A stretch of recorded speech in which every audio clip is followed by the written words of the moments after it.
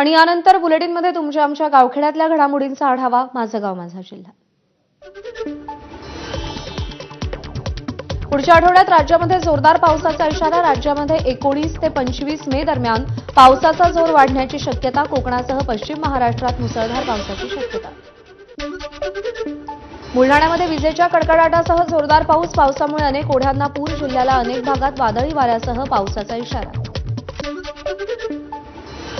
नाशिकच्या निफाड तालुक्यात मुसळधार पावसाची हजेरी. विविध गावासह शेतात पावसाचं पाणी साचलं. फळबागांसह पिकांचंही मोठं नुकसान. नाशिकच्या चांदवड तालुक्यातील वडनेर भैरव परिसरात ढगफुटी सदृश पाऊस. पावसामुळे नदी नाल्याला पुराचं स्वरूप. वडनेर भैरवमध्ये 15 ते 20 शेतमजुरांच्या झोपड्या वाहून गेल्या. वाशिमच्या मानोरा कृषी उत्पन्न बाजार समितीमध्ये विक्रीसाठी आणलेला माल वाहून गेल्यानं शेतकऱ्यांचं मोठं नुकसान. याची दखल स्वतः केंद्रीय कृषी मंत्र्यांनी घेतली असून मदत करण्याचं आश्वासनही दिल्याची शेतकऱ्यांची माहिती. पालघर जिल्ह्यातील देहर्जी नदीवर उभारण्यात येणाऱ्या धरणाचे 80% काम पूर्ण. या धरणातून वसई विरार महापालिकेला दररोज 190 MLD पिण्याचं पाणी मिळणार. खत आणि बियाण्यांचं लिंकिंग करणाऱ्या आणि जास्त भावात विकणाऱ्या कंपन्यांवर राज्य सरकार कारवाई करणार. राज्याचे कामगार मंत्री आकाश फुंडकर यांची माहिती. नांदेडमध्ये मध्य प्रदेशचे मंत्री विजय शहांविरोधात काँग्रेस आक्रमक. कर्नल सोफिया कुरेशींबाबत वादग्रस्त वक्तव्य केल्याप्रकरणी जोडे मारो आंदोलन करत निषेध केला. अमरावती महापालिका निवडणूक भाजप स्वबळावर लढवणार. भाजप नेत्या नवनीत राणांचं वक्तव्य. उपमुख्यमंत्री अजित पवार रायगडच्या दौऱ्यावर. स्नेहल जगताप यांच्यासह अनेक कार्यकर्ते अजित पवारांच्या राष्ट्रवादीमध्ये प्रवेश करणार. तर मुंबई गोवा महामार्गाची देखील पाहणी करणार. गडचिरोलीच्या पालकमंत्री पदावरून काँग्रेसचा हल्लाबोल. सहपालकमंत्री आशिष जयस्वाल सक्षम नसल्याचा आरोप. मुख्यमंत्री देवेंद्र फडणवीसांनी स्वतः लक्ष घालण्याची खासदार नामदेव किरसाण यांची मागणी.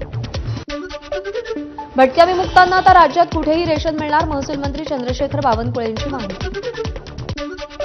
मुख्यमंत्री देवेंद्र फडणवीसांनी भांडेवाडी घनकचरा प्रक्रिया प्रकल्पाची पाहणी केली. प्रकल्प नोव्हेंबरपर्यंत पूर्ण करण्याचे निर्देश दिले.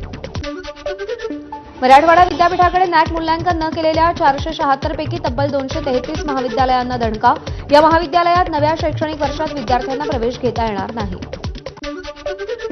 छत्रपती संभाजीनगरमध्ये शिंदेंच्या शिवसेनेचे आमदार रमेश बोरनारेंविरोधात भाजप कार्यकर्त्यांची तक्रार. आमदार बोरनारेंनी मारहाण केल्याचा कार्यकर्त्यांचा आरोप. धाराशिवमधील वाशी पारगाव टोलनाक्यावरती मध्यधुंद ट्रक चालकाची. रविकांत तुपकर यांच्या वाहनाला धडक. सुदैवानं कोणालाही दुखापत नाही. ट्रक चालकाला अटक. आदिवासी विकास मंत्री डॉक्टर अशोक उईके यांनी भंडारा दौऱ्यावर असताना नागरिकांचा घेराव. अनुसूचित जमातीच्या 46,000 रिक्त जागांची तातडीनं पदभरती करण्याची संतप्त नागरिकांची मागणी. गोंदियातील देवरी विधानसभेचे भाजपचे आमदार संजय पुराम यांचा आदिवासी नृत्यावर ठेका. आदिवासी समाजाच्या भव्य सामूहिक विवाह सोहळ्यामध्ये पत्नी सविता पुराम यांच्यासह ठेका धरला. मनसेच्या कार्यकर्त्यांनी लातूरातील नारायणा ई टेक्नो शाळेची तोडफोड केली. विनामान्यता सुरू असलेली शाळा बंद करून कारवाई करण्याची मागणी. बीडच्या परळीमध्ये टोळक्याकडून मारहाण झालेल्या शिवराज दिवटेची धनंजय देशमुखांनी भेट घेतली. देशमुखांनी दिवटेच्या तब्येतीची विचारपूस केली. परळीतील शिवराज दिवटे मारहाण प्रकरणामध्ये 5 जणांना 20 मेपर्यंत पोलीस कोठडी. तर 2 अल्पवयीन आरोपींची रवानगी निरीक्षण गृहामध्ये. 4 जण अद्यापही फरार. तुळजाभवानी मंदिर संस्थानच्या कार्यालयाची तोडफोड करणाऱ्या पुजारी अनुप कदमला 3 वर्ष मंदिर प्रवेश बंदी. मध्यधुंद अवस्थेत शिवीगाळ करत प्रशासकीय कार्यालयात तोडफोड केली होती. सोलापूरहून बीडकडे येणाऱ्या एसटी बसमध्ये महिलांची छेड. या प्रकरणी महिलांच्या नातेवाईकांकडून बसच्या काचेवर दगडफेक. गोंदियाच्या कमारीत 24 तासांच्या शोधकामानंतर मुलाचा मृतदेह सापडला. 15 वर्षीय मुलगा तलावात जनावरं धुवायला गेला असताना बुडाला होता. वाशिममध्ये अवैध दारू वाहतूक करणाऱ्या 2 आरोपींसह 11 लाख रुपयांचा मुद्देमाल जप्त. वाशिम उपविभागीय पोलिसांची कारवाई. बीडमध्ये अहिल्यानगर अहमदपूर महामार्गावर मध्यधुंद कंटेनरनं चालकाची अनेक वाहनांसह 20 जणांना धडक. अपघातामध्ये एका महिलेचा मृत्यू. घटना सीसीटीव्हीत रेकॉर्ड. महाड तालुक्यातील करंजाडी गावाजवळ विन्हेरे स्वारगेट एसटी बसचा अपघात. एसटी बसमधील 8 प्रवासी जखमी.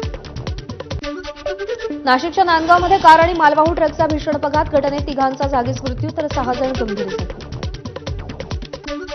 भिवंडी तालुक्यात कौटुंबिक वादातून चुलत सासऱ्याची दगडानं ठेचून हत्या. हत्येनंतर परिसरात खळबळ. आरोपी ताब्यात.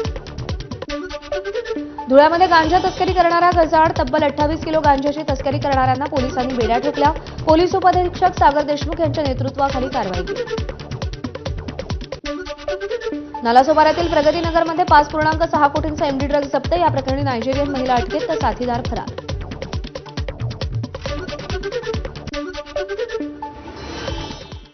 गावखेड्यातल्या बातम्यांचा आढावा घेतला